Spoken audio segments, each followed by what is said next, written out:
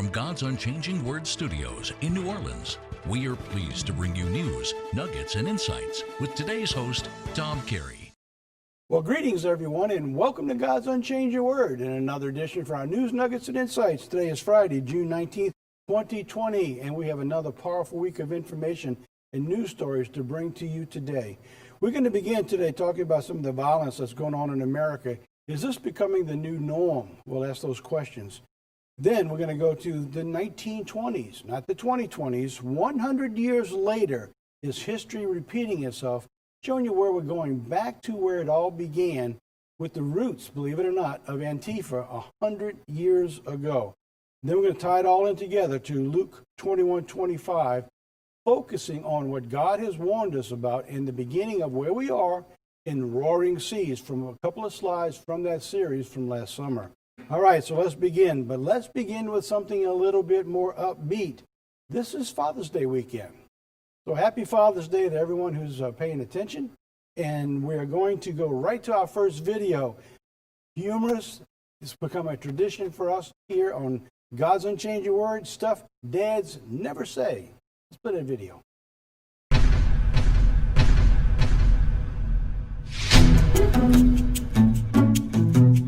I don't care how late you stay out. Stay out as late as you want. You want to borrow the new car? You want to borrow my credit card? Kids today, they really have it rough. I have no idea where we are or where we're going. I mean, when I was their age, life was easy. Super easy. Why haven't you gotten a tattoo yet? How come you don't have any piercings yet? Yep, we're lost. We are completely lost. Ew, sports. Just do whatever the mechanic says to do. Vehicle maintenance is completely overrated. Look, whatever the mechanic is asking, just pay him. Pay him whatever he wants. I wish they had soap operas at night. I like that boy. You should date him. You should date him immediately. Well, what about the creepy guy with the motorcycle? He's cute. Yeah, sure. Spring break in Tahiti sounds fun. Hey, make sure you get all your video games done before you start your homework. You don't have to pass all your classes. What? You have a project due tomorrow and you've known about it for 4 weeks and you haven't started yet? Sweet! Doesn't anybody want to know if we're there yet? Remember, if you need anything between midnight and 4 a.m., please come wake me up. Hey, I'm on the phone. Could you bring the baby over and let him climb all over me? Hey, can you please turn that music up? Well, we just stopped for lunch 10 minutes ago, but yeah, let's stop again. I never have trouble with my toddler. I never have trouble with my teenagers. I never have trouble with my adult children. You know, she's right. We are ruining her life. Yes, more homework to correct. All right, whining. Yay, tantrums. Vomit. We just really need to spoil these kids more. Sorry, buddy. I don't know any good jokes at all. You're 16. You pretty much know everything now. I think 18's a great age to get married. Okay, remember, make sure you turn on all the lights before you leave the house. Hey, could you leave the front door open for a couple hours? Thanks.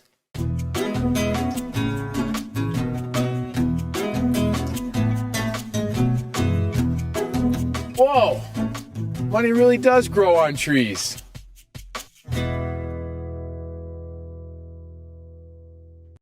Well, I don't know why, but I really love that video. I hope you do too. We'll play that every Father's Day. That's going to be a tradition of ours. Stuff you never hear Dad say. All right, let's get into our program. Oh, no. More funny stuff. Except this is really not that funny. Stuff you can't make up. We've actually held this off for a couple of weeks. Transgender Madness. And this week is the appropriate time when you see the story that accompanies this.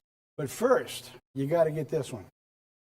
This transgender identifies as a deer. I'm not making this up, all right? You can't make this stuff up. All right, this transgender says, I have the power.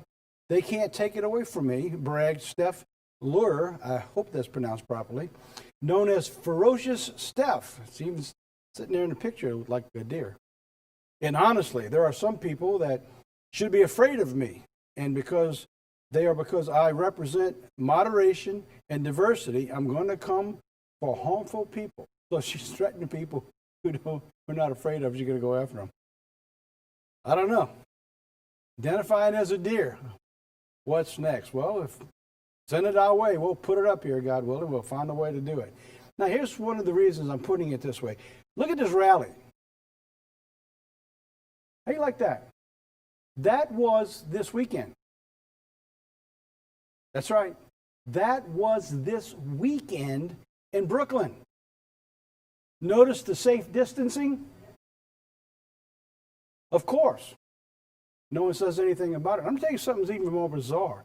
New York City now, because there have been people who have found they have COVID, have told the people who do the tracing. Now, what is tracing? Tracing is to find out who you came in contact with so they can go to that person and say, hey, listen, you come into contact with somebody who has COVID-19, you need to go get checked.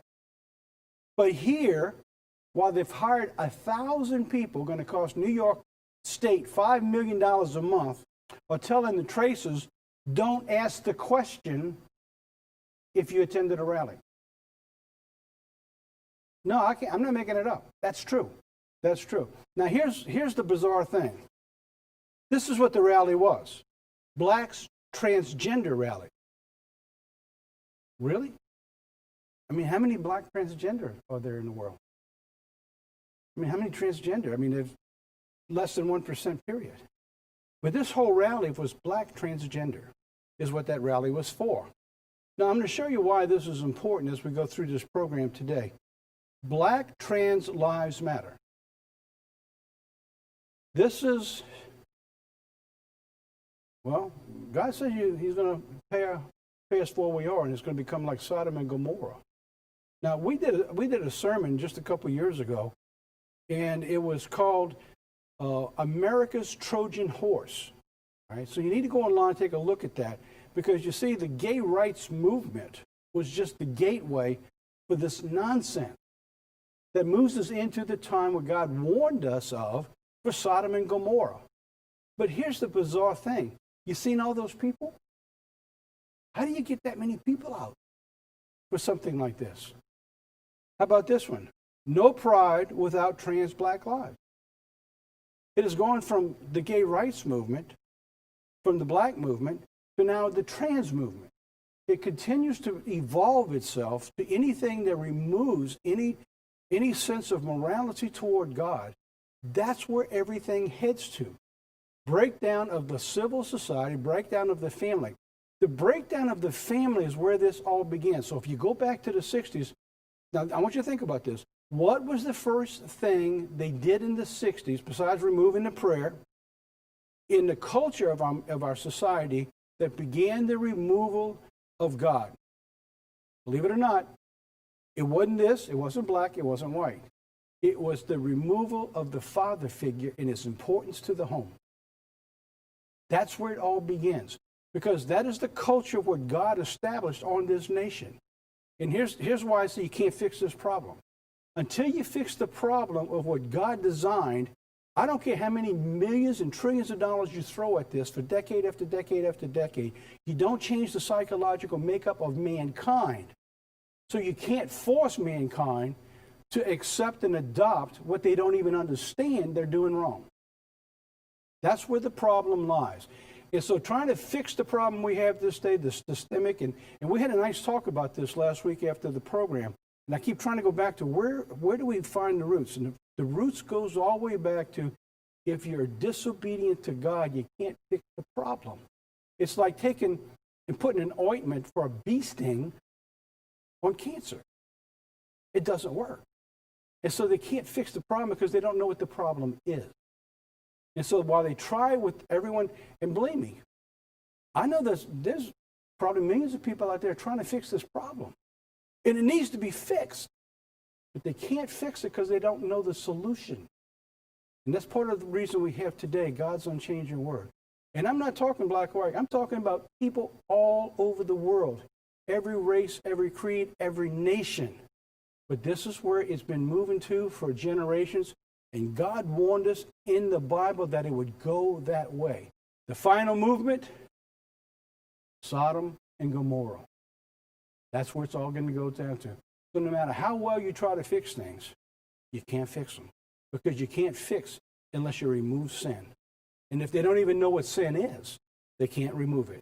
This is another one from another angle. I just put the picture up there. Safe distancing, really? All right. I'm doing that as a mockery because now the businesses want to open up. They want to go back to work. A lot of places won't let them open up because there's too many people going to come into their business and going to create a problem. But this is okay. This is okay. So now, in support of the gay rights, Skittles, and they've been using this rainbow of colors for a long, long time, they have now decided only one rainbow matters. So in support of the gay movement, they're taking the rainbow off these special packages and letting the gay movement have the rainbow, which the gay movement stole from God. And God put the rainbow out there and said because of this, he wasn't going to destroy the earth. And so as the gay movement, and it's Satan at its helm, because Satan knows this, what he has done is taken what God has showed that he wouldn't destroy and thumbed his nose at God and said, well, listen, we're going to just take your rainbow and throw it in your face. And that's what they do. While all this is going on, now we have, and believe it or not, Seattle. I mean, what else can go on in Seattle? Well, this is going on in Seattle. Amid the pious protesters, Satanists conduct a ritual on the Capitol steps at the legislative session. This is Olympia. Congress from the Seattle-based Satanic Temple in Washington drew a crowd of prayerful onlookers Friday as they hoisted their pentagram and they conducted the satanic ritual at the state capitol on March 6th. Absolutely amazing. The temple affiliates such as Justin Harvey, John Abbey said that the event was about promoting religious plurality. Well, we want to bring all religions in. Nevertheless, God says only through Jesus Christ can one be saved. But according to our world, we're going to bring in Satan and his religion also. He said he believes that satanic beliefs have been misunderstood and viewed as grossly perverse. Well, I'm afraid they are. And God's going to set it back where it needs to be. He's eventually going to remove. Part of God's plan for salvation is on the Day of Atonement. It pictures taking Satan, placing all the sins back on his head, and removing him from mankind forever. So if you're new to the program and you're new to God's unchanging word and you don't understand God's plan yet, you need to look into that because everything that evolves around the 7,000-year plan of God is evolved into one big final push of removing Satan and reestablishing this earth to return to the Father the way God gave it to mankind. How about this? Any ideas what this is? Any ideas? Yeah, the Alamo, right. Everybody here knows that. Everybody knows what the Alamo is. Why would it bring in the Alamo in? All right. There's the Alamo. So the state of Texas delivered a powerful warning to the protesters wishing to destroy, that's right, the Alamo. That's what they want to destroy. It says over the last 2 weeks, a renewed effort to remove the Confederate monuments that establish and perceived oppressions like Christopher Columbus, and has gained momentum nationwide. Now protesters have reportedly set their sights on the Alamo. In response, Texas Land Commissioner George P. Bush, the son of Florida Governor Jeb Bush, sent those wishing to destroy the Alamo a powerful message. He said this, "My office is closely watching the social media posts and rumors from protesters who are threatening to come to the Alamo." He said, "Rest assured, we have already deployed several weeks and continue to do so the Alamo Rangers in partnership with the San Antonio Police Department, Department of Public Safety, and the National Guard to protect this sacred site." Well, it's really a shame that you actually have to do this so they don't destroy it, but you've seen all over society that people have just absolutely destroyed all the monuments. Even in Great Britain, they destroyed the monuments over in Great Britain of the leaders of the World War II and helped bring them through the bombings that took place back there with Winston Churchill. Unbelievable, but that's what's going on. Any sense of respect. The Alamo is the shrine, they said, of the Texas liberty, and it will be defended, Bush said in a statement on Saturday. Well, I'm glad to see him taking care of that. All right, now let's go on to something even more important. Creating religious discrimination. And through this whole protest movement in the COVID, and the lockdowns, the churches have been taking the brunt of many of the discriminations going on right now. The targets of the liberal socialist propaganda beginning right now. Remember, we covered this about a month or so ago about a church that was burnt down. This was in Holly Springs, Mississippi. Police found a message that says, "Bet you stay home now, you hypocrites," written on the ground, and you got to see it in that picture. You can see a little bit of that, where they burnt down that church because they tried to keep operating church during the time of the lockdowns in Mississippi. So they found that. So now, one of the senators, Josh Hawley, sent a letter to A.G. Barr saying that he wanted him to call on to investigate the disparities between how states are treating ongoing protests and the regulations they have placed on religious services during the COVID-19 outbreak. The state officials have violated the free speech and free exercise of rights of the religious Americans by treating religious gatherings and speech differently than the speech of mass gatherings of the protest. He noted, state officials have determined that the message behind the current protest is worth saying, but state officials cannot block religious speech while allowing protests simply because he thinks the protest speech is more valuable.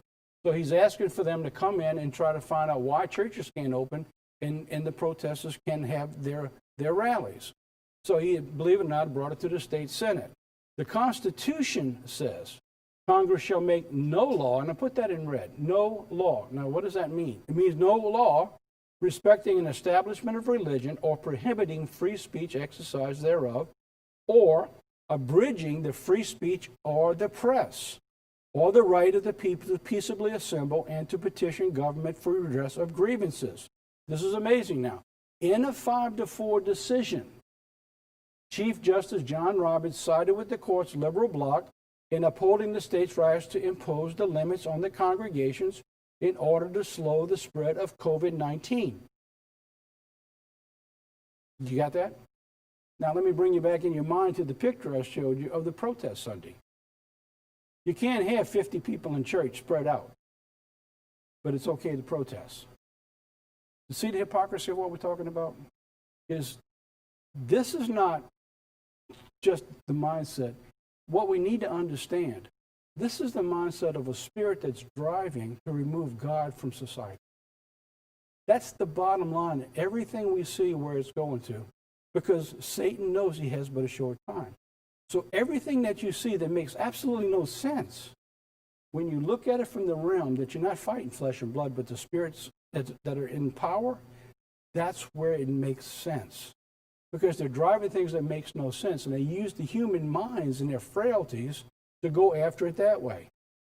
It says, the notion that it is indisputably clear, he said, that the government's limitations are unconstitutional seems quite improbable. Now, I put that next to this, no law. Now, he says, that doesn't seem probable that no law can't do that. Black and white. It's just like when God's word says, thou shalt not. And mankind says, that don't really mean that. That isn't what the commandments mean. It goes all the way back to Satan. And God says, in the day that you sin, you shall die. What does Satan do? You're not going to die. God doesn't mean that. You see what I mean? Do you follow me? So when we got to get beyond the physical, if you get beyond the physical, then it begins to make sense that the war you're waging, why it drives you crazy. Have you sat at home, watched the news, and you want to just tear the couch apart? It's because what's going on isn't right. And God warns us that that time was going to come. So you see what I'm talking about here? So now, let's go on now. So now let's talk about the violence. The violence in America, this was a newspaper actually out of Europe. Is this the new norm? Was the question that's being asked. Is violence quickly becoming the accepted new norm? If you don't get what you weigh, just throw a temper tantrum. Well, isn't that what children do? When they get their way, they throw the temper tantrum. They get their way. Don't they settle down? It's not till you take their candy away or told them they can't go out and play that they start throwing a fit again. Raise up a child in the way that he should go, and when he's old, he will not depart from it. So now we have an entire nation that's sick and tired of whatever they're sick and tired of, and they begin to use violence to get the way. You cannot use evil to create good. It won't work. It may settle the child down for a little while. He may quit throwing his temper tantrum, but you haven't fixed the problem. You've only delayed it and brought it down the road. And as they get older, by the time they're teens, they're uncontrollable. They'll do whatever they want to do. And so then you have a real problem going to society. When they get past teens and out of college, then they're in government. And then they won't listen to nobody, and they will do whatever they want to do, whether they have the support or not. You understand that's where we're at? So what we have now from the station of the generations from the 60s, I asked a question a couple weeks ago in a sermon, how many generations does it take?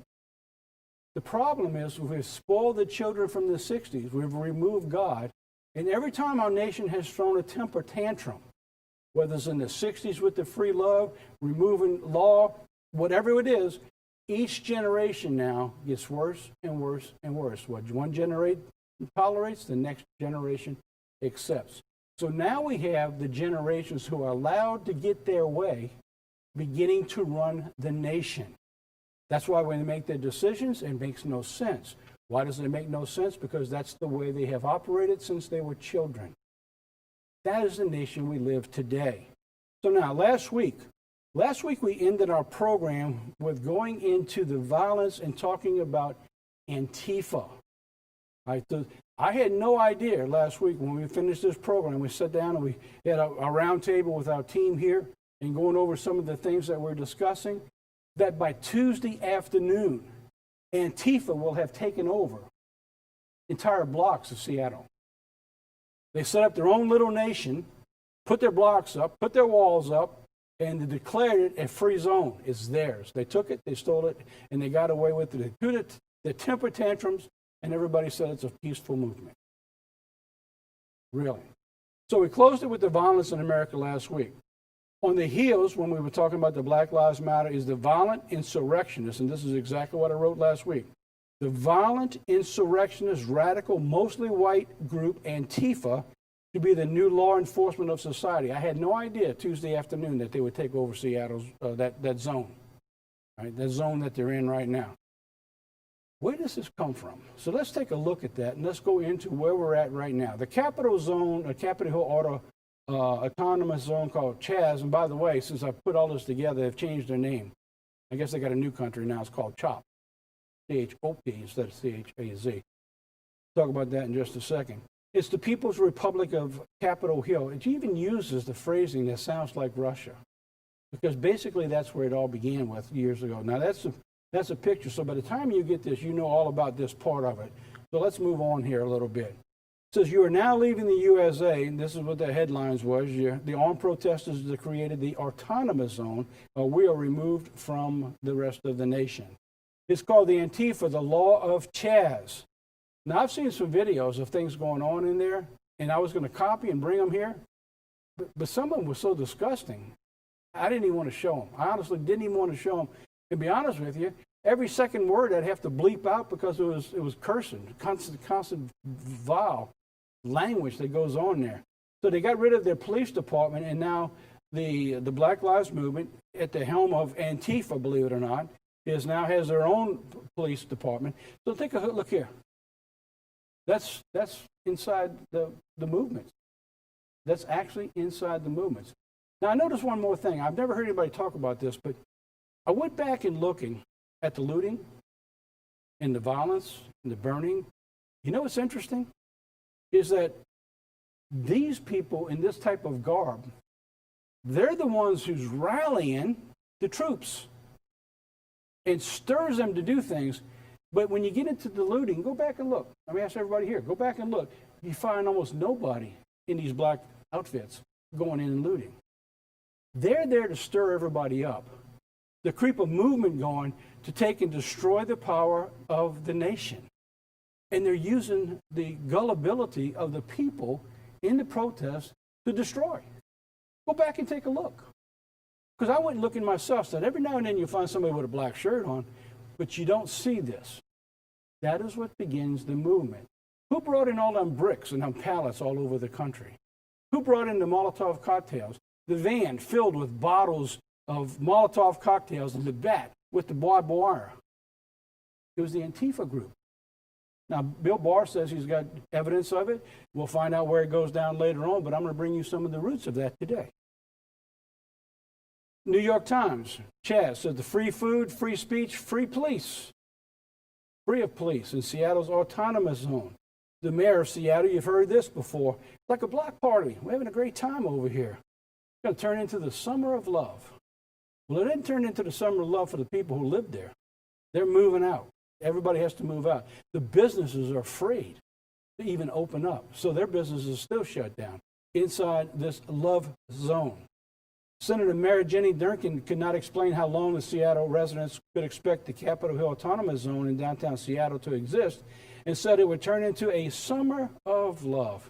And there you have someone put up the picture showing the 60s of the free love movement of the 60s to the comments of today. Then on Sunday afternoon, they wanted to make a change. They're now calling it CHOP, Capitol Hill Organized Protest. Organized protest, not just any protest. These are organized protests. Meanwhile, in Chaz, it doesn't look like the happy euphoria that people have been saying that's in Chaz. A street preacher in Seattle was attacked in an autonomous zone. He says, here you have a picture of him, stop choking me. And I had a video of this. Now, I'm going to tell you this. He helped instigate some of the problem against him. He was deliberately going in there, running around, knowing he was going to antagonize everybody. But isn't that what the protests were doing?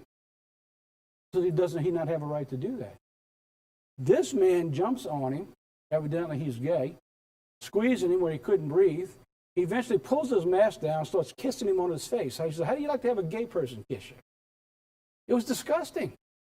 And I was sitting, Audrey, I'm showing, it's like, I had it copied to bring here. I said, I'm not showing that. But I wanted to tell you, this is, again, in the zone, suppose the guy has COVID. Think about it. So here now, he's choking somebody, it's on film, kissing somebody while the guy's holding back, and not a single word in the news. Amazing. The hypocrisy of it all.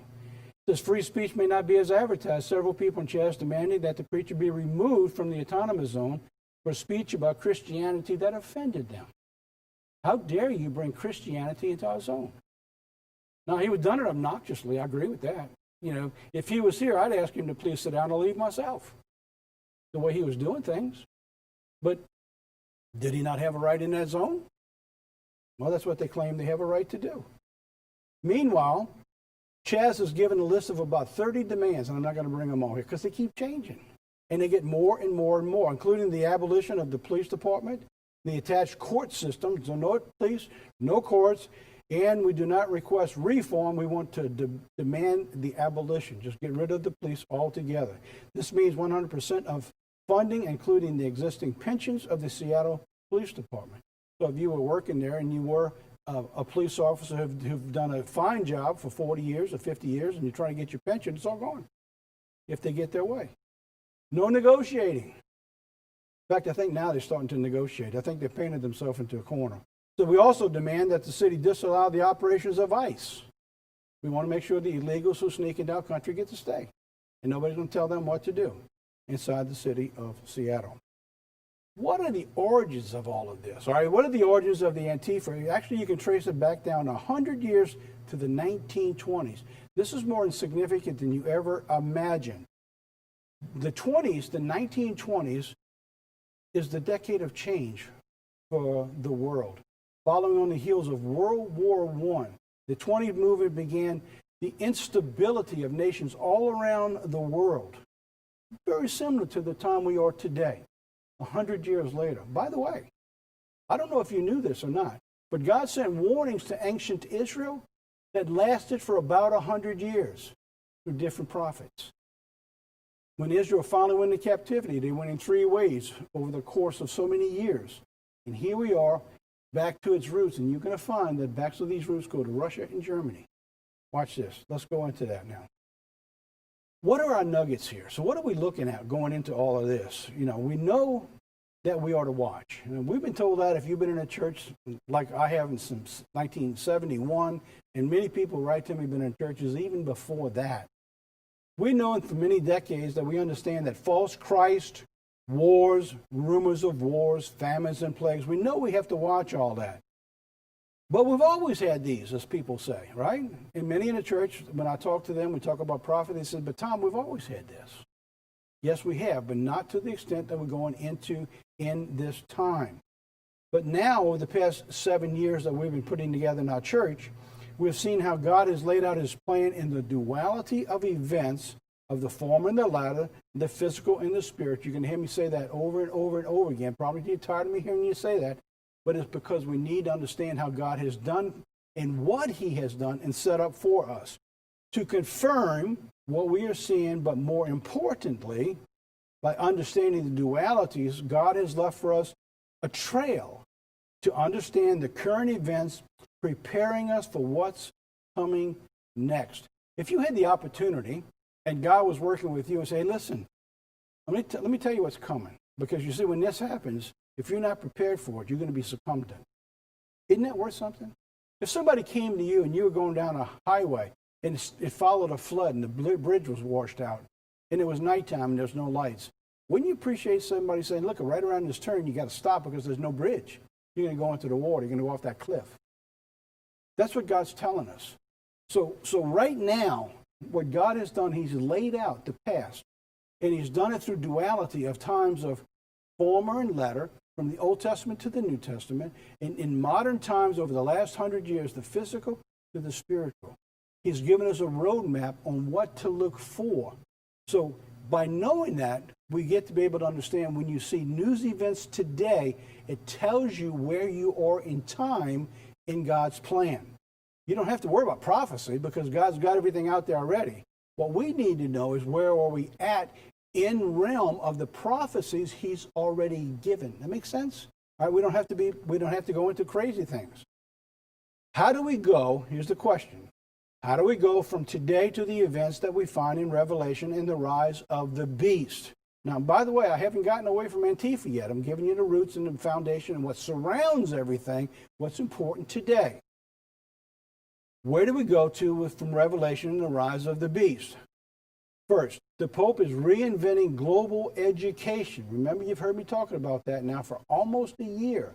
This went all the way back to 2015, when at the end of the blood moon tetrads, the eighth time that happened since Christ, the eighth being the beginning of the new start or the beginning of the end of the age.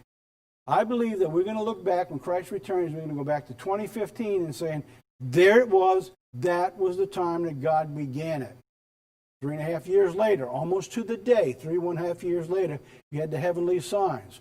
Is that the beginning of the day of the Lord? I believe that we're going to look back and we're going to find that that's going to come to pass also. If not, it certainly began something. It told us something somewhere. So that's where we are today. So now, all of this is now leading to what the Pope introduced right here in America in 2015. The re-education began, it was supposed to begin on May 14th, which was the foundation, the date of the foundation of the nation of Israel. So now, that didn't happen because of COVID. So it's been pushed back to October 11th through the 18th. That is the day after the Feast of Tabernacles.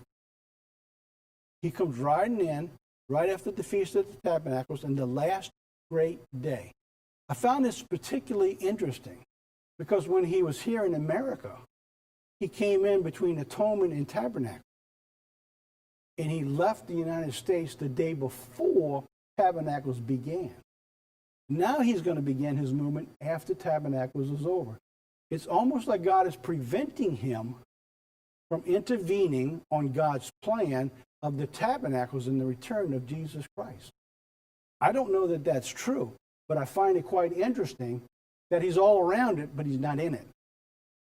Isn't that amazing? But why he's not in it? Because the Bible says when Jesus Christ returns, what's he going to do? He's going to bound Satan for 1,000 years. He ain't going to be here on this planet. He's going to be locked up, put away. And so we see even here in type, he's all around tabernacles, but God is not letting him in tabernacles. How do you like that? You can't tell me that God doesn't have this stuff in his control. God is in control. When you see all this nonsense going on, Get out of the nonsense and get into where God wants you to be. Only there will you find peace. Right? Only there will you find peace. You're not going to find it in the solutions of this world. Because even when things calm down and think they got a solution, they don't have a solution. Because the solution is not built on the principles of God, and it will not stand. All right, you right? So now let's go on. Look what's coming next. This is the first time. Mark this on your calendar that I'm bringing this up. This coming year in Davos, the richest people in the world who get together every year, this is their 51st time doing so. They're beginning what they're calling the Great Reset. What do they mean by that? I'm going to talk about that because I'm going to show you something. God talks about the beast power and a second beast coming in all at the same time. You're beginning to see the two beginning to line up. The events of the Great Reset, when you look into what it is going to be, and the Pope's reinvention of the world, his 2030 agenda, they dovetail perfect. They fit one another. So now you're going to have the woman riding the beast, and now the beast power beginning to come together. January 2021. I want you to pay attention to that. When I saw this, I got chills. I said, it's coming. If you don't believe it's coming, you're not opening your eyes. You need to pay attention what's coming. And you need to focus on what God says. And he will get you through this. He promises he's going to get you through it. All right? One way or the other. You're going to be in God's kingdom. You're going to be there, all right, when things come through. This it's called the World Economic Forum. It's coming out of a program called Emerging Europe. Isn't that amazing? Emerging Europe. The church has been talking about the world coming together. Europe, the king of the north, the 10 nations all coming together. I'm telling you, it's happening right before our very eyes. And the world doesn't understand it. Why? Because they're locked down into racial issues that make no sense. Those things are to distract everybody's mind for what's real. Get beyond that and go see where things are going to go. We have had 5,000 years of issues of race problems that nobody can fix. If it's in black and white, it's one nation against another. Even in Jesus' day, they couldn't even have the Samaritans around them. They were racist. It can't be fixed. Can't be fixed. Not till Jesus Christ comes back. So now, the transfer of power. One more piece on this thing here. It's just so interesting. It's the 51st. Why is that important? Because in 50 is Jubilee. 50 is freedom. And so what this is telling me, when I look at what God's plan is, 51st, that means the freedom of this world now is being removed. It's over. Get it in your head, it's over. Satan now is moving his power in to take over. And between the Pope and this new alliance coming together, these are going to put together the final plan of Satan, who knows he has but a short time. This is some of the most important news you're ever going to get out of this program. Mark this program and share it with your friends. It's imperative that you understand this. I'm going to talk more about that this Saturday, tomorrow. If you're seeing the program on Friday and you haven't had a place to go, I want you to pay attention. This sermon is going to introduce the beginning of the change. The sermon is called The Ministry of Public Enlightenment and Propaganda. Why is the news media doing what it's doing? Is there any interesting role here? Oh, yeah. It goes right back here. This is from Germany. When they began to take power, what did they do? They created an entire division, just like the SS. They had a division. It was called the Public Enlightenment. Isn't it amazing how they pick nice words, right? We're going to let everybody know what's going on. We're going to enlighten everybody in our nation. And propaganda. That's the name. I didn't change the title. That's their actual name. The Public Enlightenment and Propaganda. That's their ministry. We're going to bring in lessons from then and show you how it all ties in today and pull all this together. We start pulling all these things together to help people understand where we're going to start making sense of all this. All right, so you thought I left Antifa. No, I didn't. I had to give you the background to where I'm going. The brief history of Antifa, part one. I'm going to talk more about it next week and maybe over the next 2 or 3 weeks because its roots go all the way back to Russia and to Germany. Now, this is an article, all right? It's one of the most well-written pieces of an article that I've seen of the origins of Antifa. So I'm putting the whole thing up here for you. So when you see this, you can freeze your program. You can copy down the wording and the writing of it and go read the entire article. And now, it's just not one article. It's a whole list of all the buttons on the side telling you all the ins and outs of Antifa, and it's all the way back. It's one of the most powerful pieces you're ever going to read. I can't cover it all here. That's why I wanted to tell you where I got it from with Antifa. And I'll bring you to another website talking about the origins of Antifa. The ideological origins of Antifa can be traced back to the Soviet Union roughly a century ago, from 1921 and 1922. The Communist International, called the Comintern, I hope that's correct, Comintern, developed the so-called United Front tactic to unify the working masses through agitation and organization. Even the program in Seattle now is now CHOP, organized protests. Why? Because they wanted to fit the agenda of where it all begins. Against capitalism and fascism, into two terms that are often used interchangeably. So now what we're looking at when we see all this, the overall goal is to actually bring down the society. What is Satan's plan? Is to bring down this world. Okay? I got it in scripture. I'm going to show you in just a little bit later. The origins, the world's first anti-fascist group, which is called, I'm not even going to try the Italian word, but I'll give you the English, People's Courageous Militia, which in Italy was founded in 1921 to resist the rise of Benito Mussolini's National Fascist Party. All of this followed World War I, which left Europe and Asia totally unsettled, nearly bankrupt, and they couldn't get things settled down. So in the 20s, we'll talk more about this, in the 20s, almost all the nations were in turmoil. They couldn't fix their problems. So it began to look for anybody who could help them. Kind of like in America today. We're not happy with the way things are, so we'll take anybody. Somebody's got to fix this, right? That's pretty much where we are today. Which itself was established to prevent the possibility of the Bolshevik Revolution on the Italian peninsula. So they began the anti to stop what went through Russia so it doesn't happen to Italy, is what they were trying to do. Germany picked up on this. In Germany, the Communist Party of Germany established a paramilitary group, the Red Front Fighters League, which began in 1924. From 21 to 24, there's constant violence in the streets because World War I and its outcome left Germany totally bankrupt. They couldn't pay the repayments back to the rest of the world, and so they were constantly struggling to overcome the economic crisis that they were in. This is what allowed the brown shirts in Hitler's party to come to power eventually, that took over. Most of these, through that movement, became the reform group known as the brown shirts in the mid to late 20s, and became the enforcers of the parties of the rules of law. What are we looking at today? We have Black Lives Matter in their movement. They have millions of dollars behind them. They have now their own brown shirts. They have Antifa. Becomes the militant part of the movement of the protest moving in.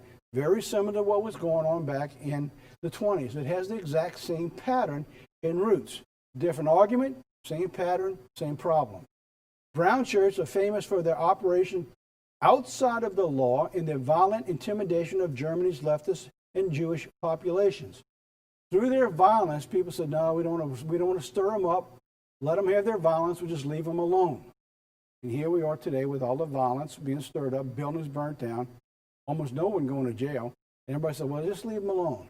They come in with the insurrections, take over city government streets, including a police department. No, let's just leave them alone. We'll have a summer of love. The pattern hasn't changed. It's only been reconstituted under a new name with a different problem. All of this led up to World War II. Eventually, World War II. 100 years later, history is repeating itself. Are we moving into the next World War? According to Revelation, that's eventually where we're going to get to in the next World War. Germany's role through it all. The brief history, we'll talk more about Antifa next week as we get into it. It's very comprehensive, so you can't get into it all, except to bring into where the movements actually began and where we're at.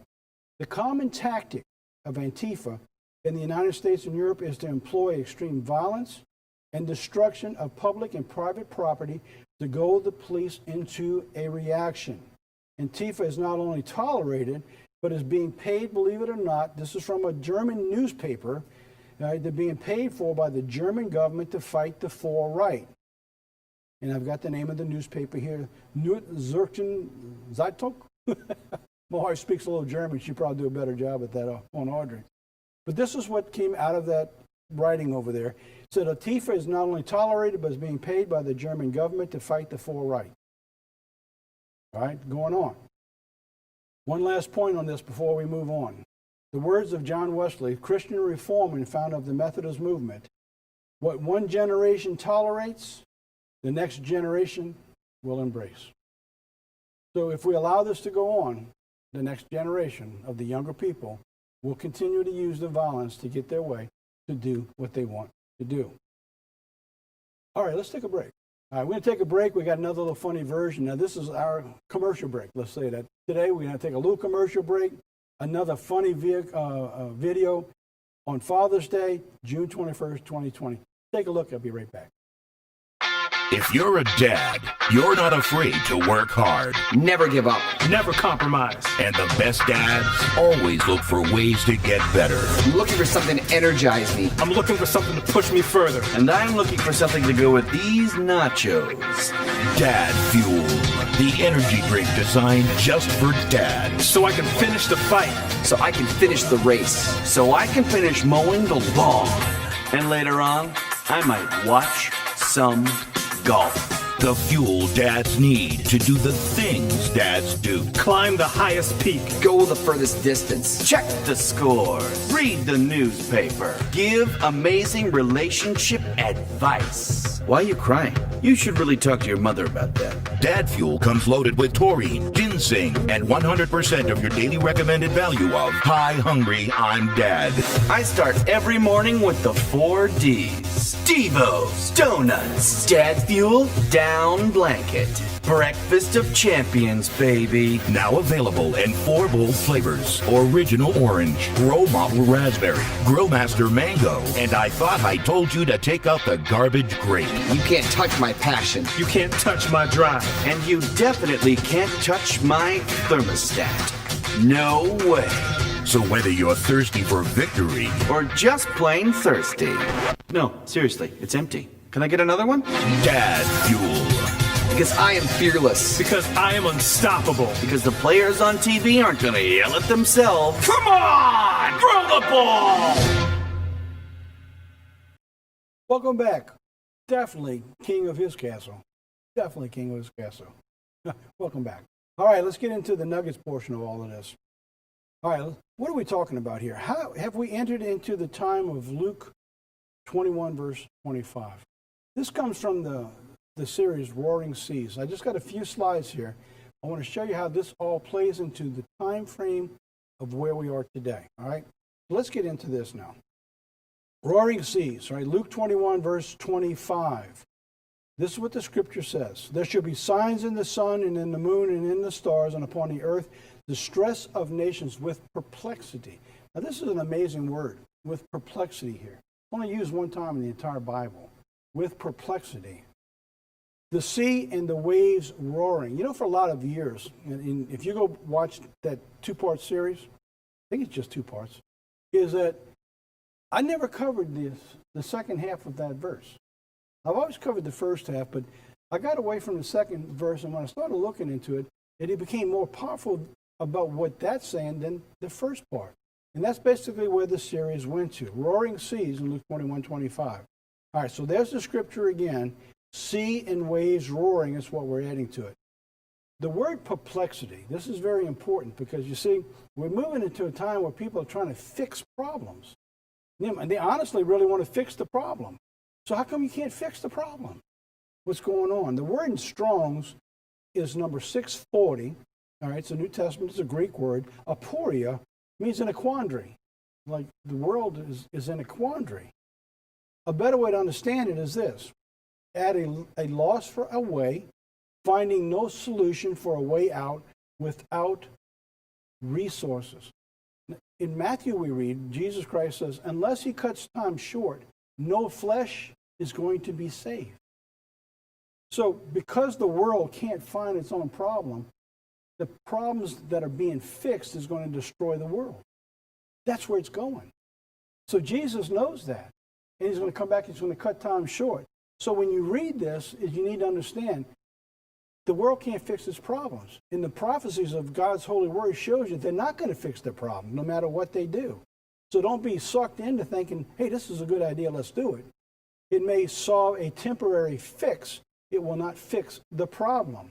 The word roaring now comes from the Greek word 2278 from Strong's, ekoi, which means to a loud noise, or it comes from the same word that you find in 1 Corinthians 13, verse 1. It says, though I speak with tongues of men and of angels, and have not charity, I am became a sounding, just a noise, a sounding brass, or tinkling cymbal. It originates from the Greek word 2279, meaning a loud or confused noise. In the Old Testament, they talked about if they blew the trumpet, if they didn't know what they were blowing a trumpet for, it just create chaos and confusion. And that's what the world's doing now. It's sending this word out with chaos all over the place, and it's got everybody confused, and everybody's got their own fix for the problem. Everybody's got their own idea why we're in this quandary, and they're all trying to do it without God in the picture. That's why they can't fix it, because it's only from understanding where the principles are broken can you fix where you're at. Acts 2:2 said, and suddenly there came a sound from heaven as a rushing mighty wind. Again, that's the same word that we're seeing, that we've been talking about, is this loud noise, right? Waves. Now let's look at one more word, waves, from Strong's. The root word means to be pregnant. Now when I began to look at this and say, wow, that's a strange interpretation of a word, but that's basically what it means. To be pregnant, or to swell, or to burst forth with force, like a child. I mean, when a child comes, it just bursts forth and finally breaks through. But it comes from being swelled up. And what happens when you're with a child? You go through labor pains and birth pains. It suggests like growing waves, or continuing to be uninterrupted successions, growing in intensity. These are all the meanings of that word, waves, leading up to a storm or a hurricane. So if you ever watched the news, or you lived in the South or along the East Coast, you got a good idea what happens with the hurricane. As it comes through, you know it's out there, and you can see it. Just like today, we can look around the world, and that hurricane's out there. Is it going to happen to us? Is it going to come near us? Are we going to fix our problems? And when it don't, what happens? The waves start rolling in. Well, we are in the middle of the waves right now. All right? In fact, I think we're at the beginning of the waves. The decade of the 20s. We began this in a sermon that I began back in January 2020, and I called it the decade of change. Little did I know how fast things were going to change. We begin with a nation that's divided by the impeachment of the president. We immediately moved into the COVID-19 crisis. We eventually went into the 3 months of lockdowns, and a lot of places are still not out of lockdown. Because of that, we began an economic void that cost the nation trillions and trillions of dollars just to keep us afloat from going under, because there's no business being performed. Adding trillions of dollars to the debt. Eventually, it evolved into a civil protest that began with the death of George Floyd. Potential, the economic collapse and the second Great Depression. One more thing I want to bring out here is that in the 1920s, it all continued this unrest until 1929, when the United States went into the Great Depression. And when the United States, which is the engine of this world, when that goes, everything collapses. In the 20s, in 1920, it all began to collapse when the United States went into the Great Depression. All the uncertainty, all the movement of the revolts, the protests, all the potential leaders that are out there, Mussolini, Hitler, even in Japan and China, all moving and jockeying in place during the 1920s. When 1929 hit, all these movement and leaders took place. That's where we are today. We're in that, and you got this jockeying for power and for control. In Russia, trying to get and stay into 1936, you can't move him out. China wanting to be the world leader by 2025. Japan now having their own problems. South America is going through constant turmoil and disruption. And here in America, we're trying to find somebody who's going to lead us out of the mess that we've gotten ourselves into. Daniel 7:23-25 says this. Thus he said, the fourth beast shall be a fourth kingdom upon the earth, which shall be diverse from all the kingdoms, and shall devour the whole earth, and tread it down, and break it into pieces. What is Antifa's goal? Destroy capitalism. That's its goal. That's what one of them wants to do for America. The 10 horns are the kingdom, like the 10 kings that shall arise, and shall rise up after them. Here we have the 10 horns which shall arise. The United States being what the church has taught for a long time. The United Nations of Europe, the EU, the European market. Now we're seeing through this economic forum that's going to begin in 2021, they're pulling all the resources, all the money. They said we're going to level the playing field. We're going to make it fair for everybody. We're going to go green is what they're saying. Sounds just like the Pope, doesn't it? These nations will begin to rise, as Daniel says they will, and shall arise after them, and he shall be diverse from the first. Who is that? We're talking about the Holy Roman Revival, because it's pulling in all the powers of all the nations that ever went before them. And they're going to rifle everyone together for one gigantic power base, a modern-day Babylon, like it all began before Jesus Christ has to come back and put it down. And it said, he shall subdue the other kings. And here's where this is important, and where everybody misses it in this world, unless God's people are there. Verse 25. And he shall speak great words against the Most High, and he shall wear out the saints of the Most High. Where are we today? I believe that we're beginning of the roaring seas. I'm beginning, we're at the movement of where Daniel talks about these nations beginning to form. We see Rome now exercising its power to control and re-educate the world. Why is the United States going after churches for opening up during COVID? Because it's at the roots of where Satan wants to take this world. And you're seeing it from the very minutest point right now. Don't let them go to church, not even 10 people. Shut them down. But you can protest with hundreds of thousands of people all around. You can burn, you can loot, you can tear down, you can destroy, you can steal, and you can kill. But don't go to church, because this is where it's going. Without understanding God's plan, none of it makes sense. This makes sense. Don't get caught up in the world's answers. Understand where God's taking us. If you understand that, and you are rooted in God's holy word, you'll not be torn to the left, you'll not be torn to the right. You will be rooted in the foundational principles of God. God has blessed our church. I take no credit for this. I believe that God has granted us, is our portion of the end time word, is to lay out what God's plan was through 7 years of almost 60 hours of intense information that you can get in a Bible study, and I call it the Timeline series. It takes you through where we're going through in the duality and the principles of time. And by understanding that, we can look at when news happens today, and your mind will go back through this timeline. That timeline is not mine. It's God's holy word. All we did is put it together, what God has given to us, laid it out with history. And by understanding that, when you see this happen, boom, lights all over the place saying, we know what that is. We know what God's doing.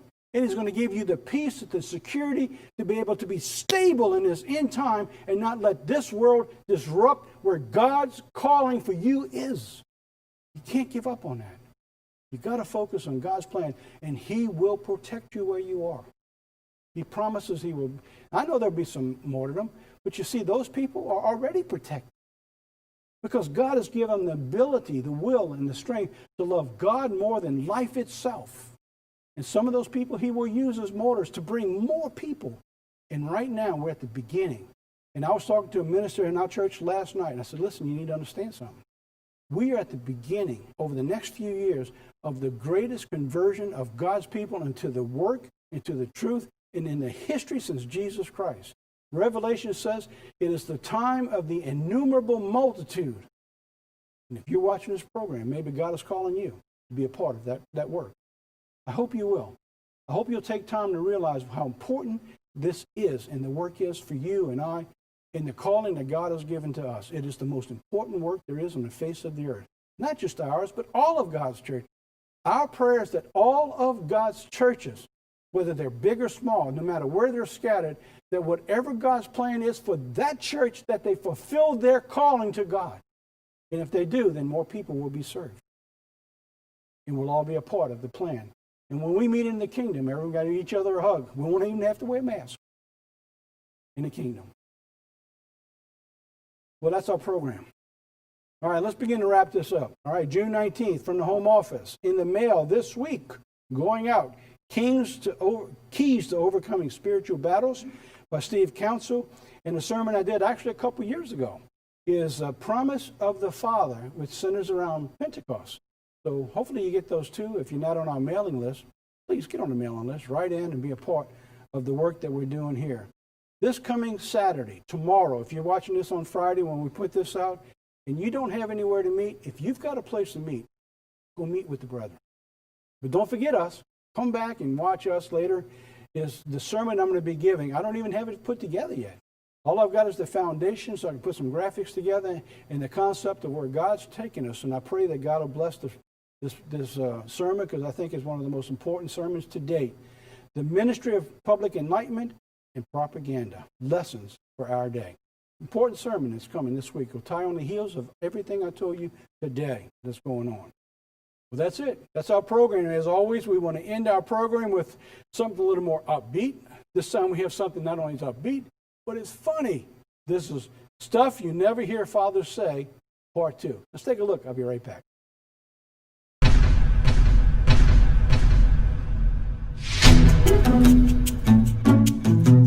Life is always fair. I really enjoy repeating myself over and over again. I just love when the kids talk back to me. I don't care if you get a job this summer. I don't care if you get detention. I can't open this jar. See if Mom can open it.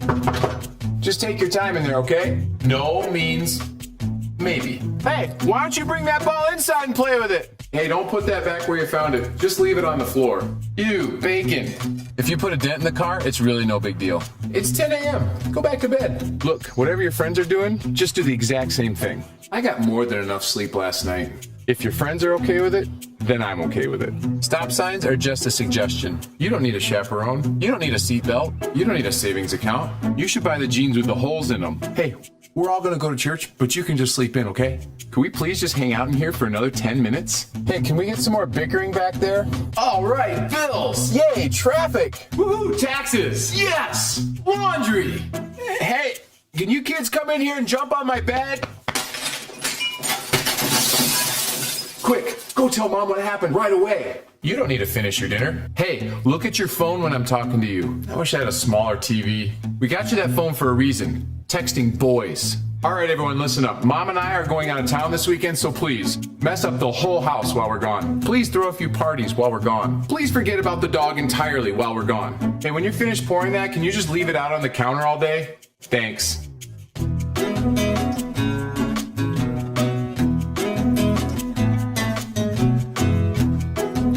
What are you doing? I'm gonna bungee jump out of this tree. That's a really good idea.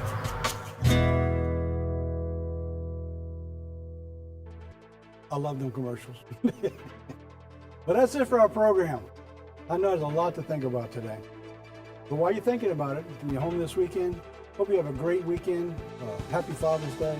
And until next week, don't forget, share this with everybody you know. They will love you for it. Then again, maybe not. Till next week, God be with you.